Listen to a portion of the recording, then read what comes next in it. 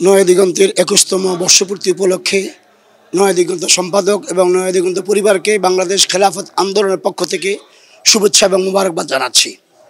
নয়া দিগন্ত প্রতিষ্ঠা লগ্ন থেকে আজ পর্যন্ত দেশ, ইসলাম এবং জনগণের পক্ষে কাজ করে আসছে, জালেমের বিরুদ্ধে মাজলুমের পক্ষে কাজ করছে। এই জন্য আমরা নয়া দিগন্তকে সবচেয়ে বেশি ভালোবাসি এবং নয়া দিগন্ত পাঠ না করলে, অন্য পত্রিকা যতই পাঠ করে, নয়া দিগন্ত পাঠ না করলে আমাদের পত্রিকার প্রাপ্তিতে আসে না, সংবাদের পূর্ণতা আসে না। এই জন্য আমরা সব জায়গায়, আমাদের সমস্ত অফিসে, মাদ্রাসায়, সমস্ত স্থানে আমরা নয়া দিগন্তকে রাখি এবং সবাই নয়া দিগন্তে পাঠ করি।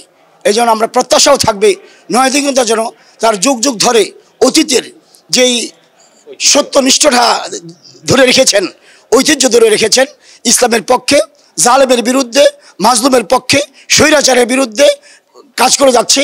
নয়া দিগন্তে সেভাবে দেশ, জনগণ, ইসলামের পক্ষে কাজ করে যাবে।